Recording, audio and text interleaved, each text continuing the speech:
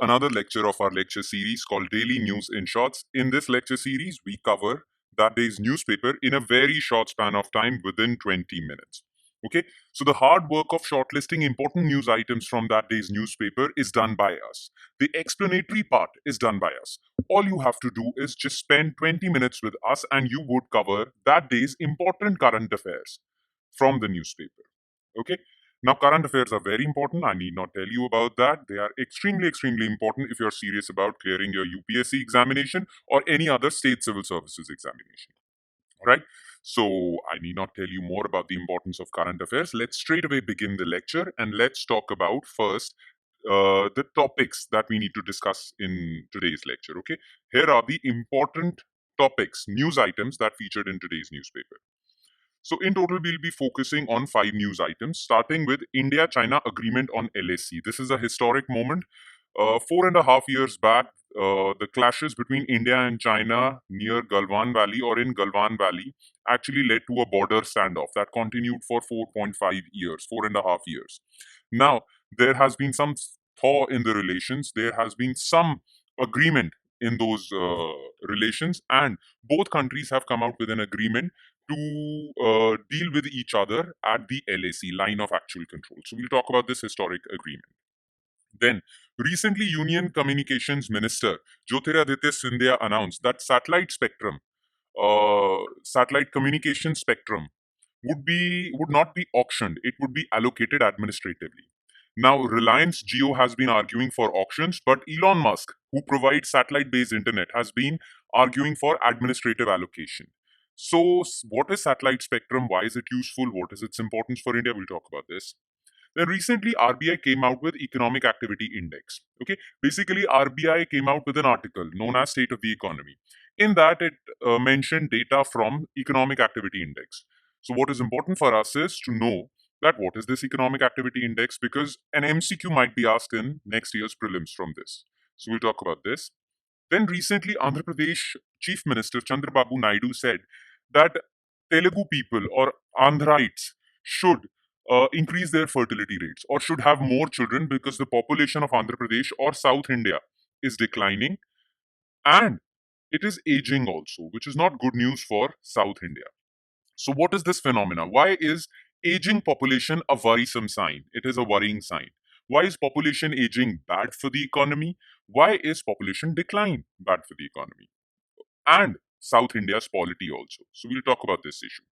And in the end, we'll talk about United Nations Security Council Resolution 1701 because it deals with Israel and Lebanon. And which terrorist organization is based out of Lebanon? Hezbollah.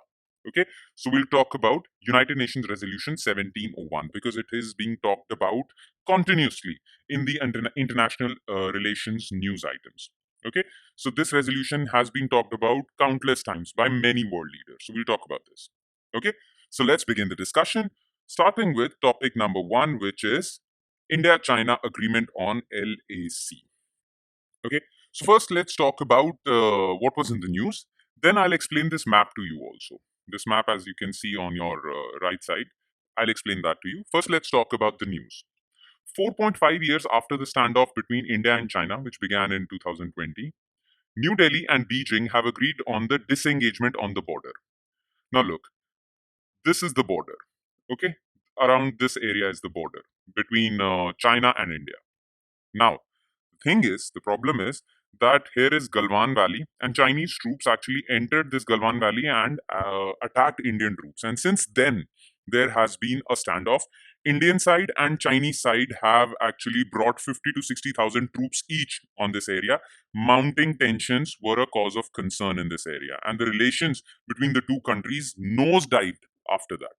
Okay, now 4.5 years after this event, both sides have decided to back off, to de escalate. Okay, and they have come out with an agreement. Now, this agreement is also significant because Prime Minister Narendra Modi and Chinese President Xi Jinping are going to meet on the sidelines of BRICS Summit that is happening in Kazan, the capital of Tatarstan, a province in Russia. So, BRICS Summit is happening in Russia, and the sidelines of BRICS Summit, both these leaders are going to meet, and they would also put their signatures on this historic agreement. So, this agreement was basically prepared so that these two leaders can meet in a friendly atmosphere. Okay. Now, the discussions on the disengagement on line of actual control were happening in a working mechanism for consultation and coordination on India China border affairs. So, the thing is that whenever there is a border dispute between India and China, both sides have created an institutional mechanism to discuss those border disputes. That institutional mechanism is called Working Mechanism for Consultation and Coordination. Okay, WMCC. So, whenever there is a border dispute, WMCC meetings happen and both sides discuss border disputes in this meeting. All right. Now, remember the name of this WMCC because this is the institutional mechanism through which both sides discuss border related issues. Now, the thing is that now let's come to the map side of it. Okay. I'll explain to you the LAC. All right. First, let's talk about the LAC. So, LAC is basically the border line, the actual border line between India and China. Okay. Now, the entire LAC border between India and China is divided into three parts. Okay. This part is known as the eastern sector, which is Arunachal Pradesh and Sikkim. Okay. This part is known as the middle sector, which is Uttarakhand's border and Himachal Pradesh's border with China. Okay. And this portion is known as the western sector, which is the Ladakh. Now, the current border standoff that happened in 2020, okay, it happened in the western sector. Now, the thing is, here you can see the red line, western sector line, going from here. Now, this is the line that India claims. India claims that this region is its territory. But currently, China controls this territory. So, though India claims that the LAC passes from this area, actually the LAC is around here. Okay, this is the LAC.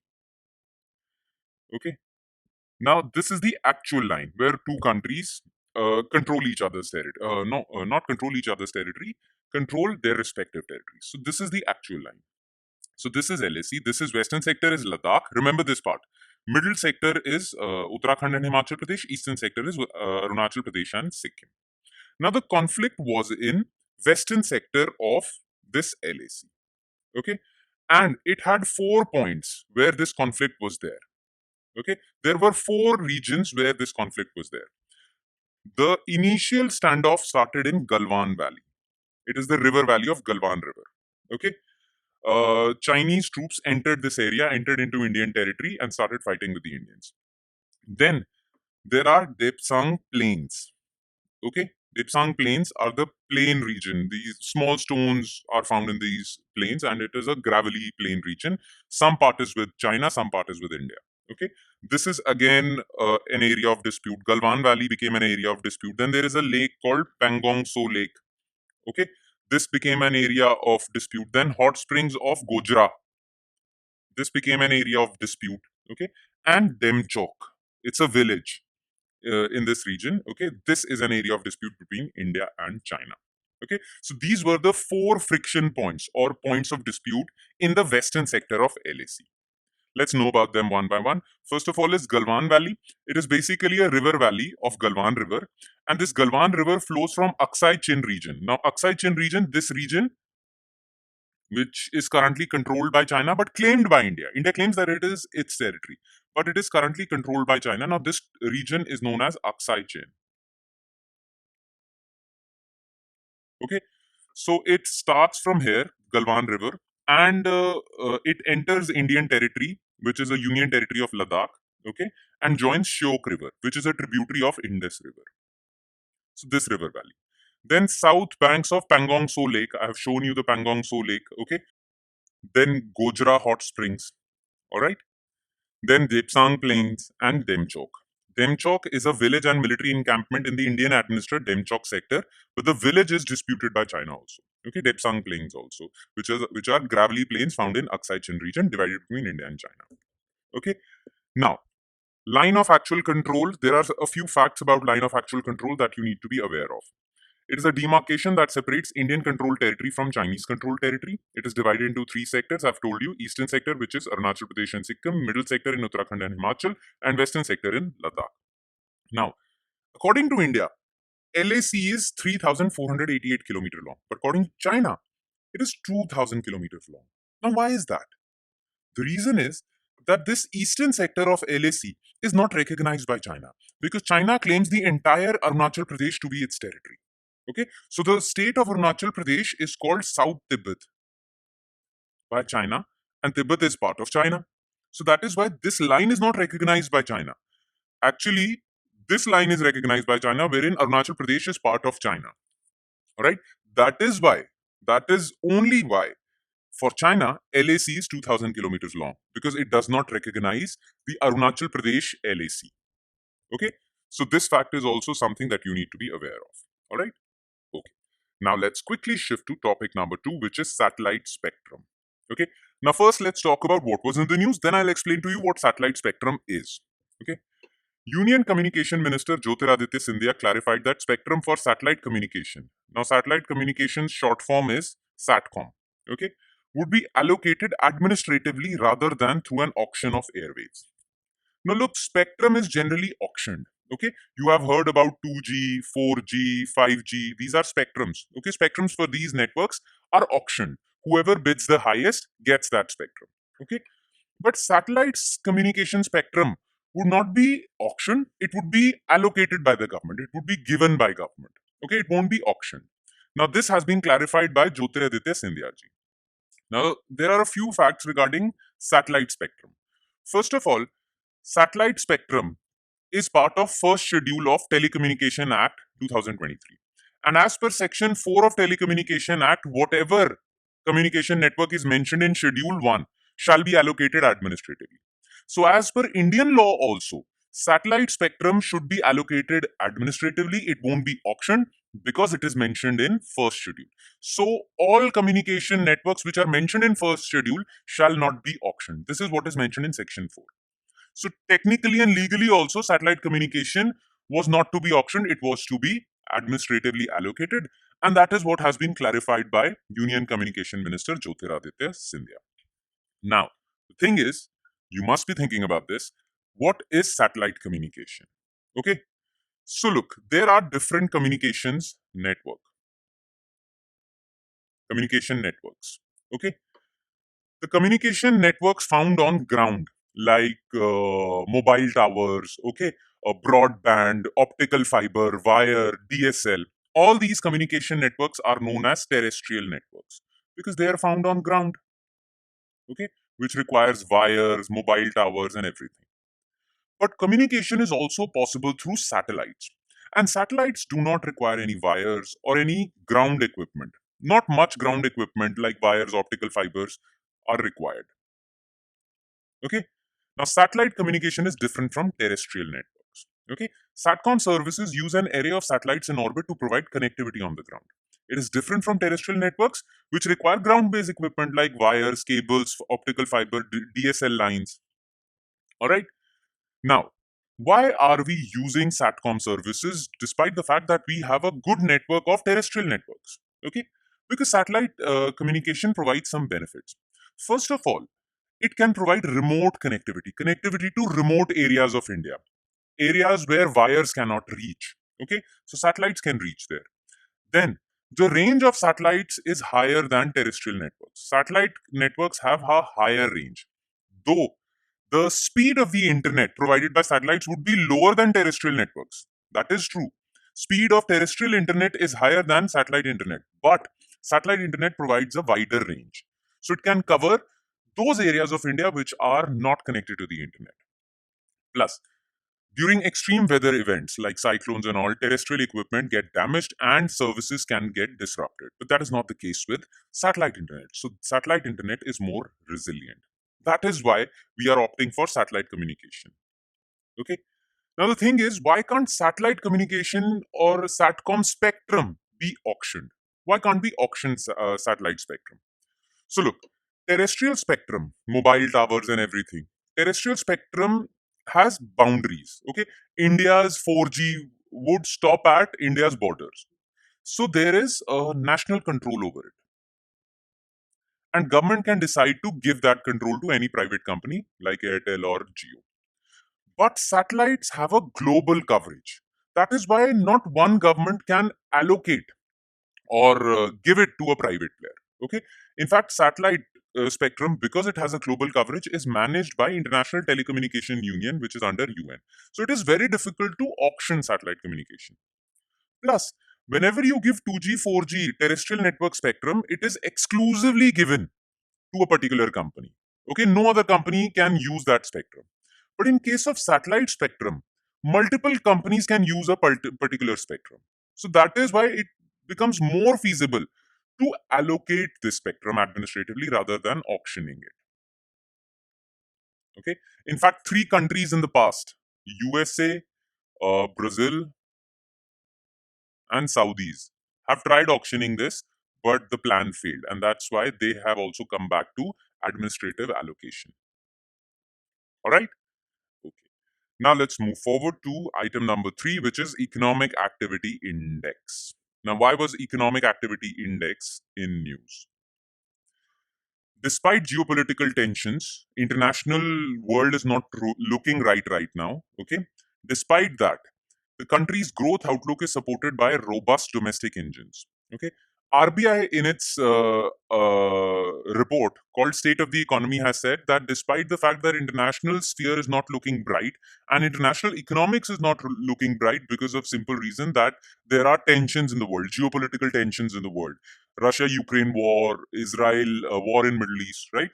Still, India's domestic sector is robust enough to push India's growth forward. Okay, that is what was mentioned in State of the Economy article.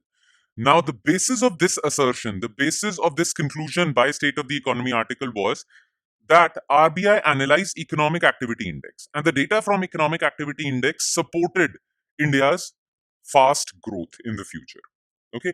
Now, this State of the Economy article was prepared by RBI's Deputy Governor Michael Patra and sent other RBI officials. All right. Now, what is important for us? Important for us is to understand what is this Economic Activity Index. Let's talk about this then. The Economic Activity Index is an efficient predictor of advanced quarterly GDP estimates of NSO, National Statistical Office. Okay, so National Statistical Office comes out with quarterly GDP. One is annual GDP, then there is quarterly GDP. GDP figures for every quarter. Okay, so NSO comes out with quarterly GDP figures. But RBI, through its Economic Activity Index, predicts in advance what those quarterly GDP figures would be. Okay. Now, this Economic Activity Index actually uses 227 indicators. And these are monthly indicators. That means they give the data every month. So this index actually uses 27 monthly indicators, which covers almost all aspects of Indian economy. Now, because these indicators give data so fast every month, they are also known as high frequency indicators. And they predict the state of the economy, the economic picture, quite quickly. Because GDP data comes after every quarter or after every year. But these high frequency indicators give the data every month. So it provides correct or accurate economic picture without time delay. So that is why RBI uses these 27 monthly indicators to come out with Economic Activity Index, which predicts in advance what quarterly GDP figures would be. All right. So that's all you need to know. Topic number 4. Aging population of South India. Now, what was in the news? So, Andhra Pradesh Chief Minister Chandrababu Naidu, as you can see over here, has said that his government is working on a law to incentivize residents of the state to have more children. So, he'll come out with a law through which will actually incentivize Andhrites to have more children. Now, why is he doing that? He's saying that the population of South India is declining, especially Andhra Pradesh, and it is also becoming more old. It is aging, and that is bad news. Now, why is it bad news? We'll talk about that. But where is he getting his data from? Where is Chandrababu Naidu getting his data from that Andhra Pradesh's population is declining, it is aging? Because 2021 census has not happened yet. It is delayed because of the lockdown and COVID. So where is this data coming from? So his analysis is based on a report prepared by Union Health Ministry in 2020. And that report actually showed that India's, especially South India's population is declining and becoming more old. Now, what is the problem with old population? First of all, whenever you have lesser share of youth, okay, then demographic dividend declines because working age population, people who will work, their percentage is declining. Okay, And people who work produce wealth. So people who would produce wealth, their numbers are declining. And people who are dependent on the wealth produced by this working age population, they are children. Children are dependent on their parents and senior citizens, right? So they don't produce wealth. They are in fact dependent on the wealth produced by this working age population. Now, if your population is declining, if you are having fewer children, and if your population is also aging, that means the wealth producing people are declining, whereas dependent people are increasing. So demographic dividend is declining, and dependency ratio, the number of or the percentage of people dependent on wealth producing population, that would increase. Now, this would put a burden on the government's finances because government would have to take care of these senior citizens, their health, their well-being. So, the wealth is not being produced in the state because working age population is declining, yet government's expenditure on the for the welfare of people would increase. That is why Andhra Pradesh is worried. Okay? Plus, for South India, it is also a problem because South India's population is declining, whereas North India's population is increasing. That would mean Southern India would have lower seats in the parliament as compared to North India. That would reduce their political power. That is what South Indians say, that it would reduce their political power. So that is also an issue. That is why he sounds worried. Okay, here's a graphic of the Health Ministry statistics released in 2020. Okay, as you can see over here, uh, projected by 2036, this working age population is going to increase all over India slightly, but 60 plus people are going to increase dramatically. And in Andhra Pradesh, situation is quite bad. Okay, 60 plus people are increasing, whereas in case of UP, North India, they are not increasing by that much. Okay, so that is why he's worried. And last, UN Resolution 1701. Now, caretaker Prime Minister of Lebanon, PM Najib Mikati, has said that there is no alternative to 2006 UN resolution called 1701, that he thinks that there is no alternative to this. We have to come back to this resolution and we can tweak a few things, but we have to make sure that this resolution is implemented. But Israel is saying that it won't implement this resolution anymore because Lebanon allowed Hezbollah to violate this resolution. Okay? So Hezbollah has been violating this resolution, so it has no meaning. We will violate this resolution. Now, what is this resolution? As you can see, the map between Israel and Lebanon. So this is Israel and this is Lebanon. Okay? And this is the border between Israel and Lebanon, which is known as the Blue Line border. Okay? Back in 2006, there was a war between Israel and a politico militant group called Hezbollah from Lebanon. Now, this war led to a lot of casualties. That is why United Nations Security Council intervened and they passed a resolution called 1701. After the 2006 Israel-Hezbollah war. Now, as per this resolution, what was decided in that resolution? Listen carefully. Okay, it was said that Blue Line border and Litany River that flows in Lebanon, the area between Blue Line border and Litany River would be vacated by Hezbollah. Hezbollah's troops won't be here. So this area would be created as a buffer zone because Israel was fearful of the fact that if Hezbollah is present here, then they can attack very easily to Israel on Israel. Okay, so United Nations Security Council resolution said that Hezbollah should vacate this territory and come back to go to north of Litany River. Okay, that was decided in this resolution, and this area will be occupied by uh, peacekeeping force of United Nations interim force in Lebanon. Okay, and Lebanese military, and they would make sure that Hezbollah fighters are not in this territory. Okay, Litany River. But the fact is, Israel says that Hezbollah has been present here for quite some time. They have been violating this treaty. Therefore, Israel decided to invade this area. But Lebanon says that we need to come back to the status quo. So this is what the situation is currently. Okay, UNFL is United Nations Interim Force in Lebanon. It is a UN peacekeeping force. Okay, remember this Litany River? It is around 29 kilometers away from Blue Line border between Israel and Lebanon. All right. And with that, we conclude today's session. Thank you so much for watching, everyone. And I'm sure it has added value to your preparation, though it would add more value if you're consistent and regular with this lecture series. So make sure you do that. And if you want to revise these current affairs, if you want to consolidate the current affairs discussed in today's lecture, well, you can revise them from our PDF file. This PDF file, which contains the written information discussed in this lecture, is shared on our Telegram channel. Now, the link to our Telegram channel is provided in the comment section below. So you can click on that link. You'll be taken to our Telegram channel. And from there, you can download not just the PDF file for this lecture, but all the other lectures featuring on our YouTube channel. All right. On that note, I'll be signing off. Thank you so much for watching, guys. And I'll see you next time with next day's current affairs. Thank you.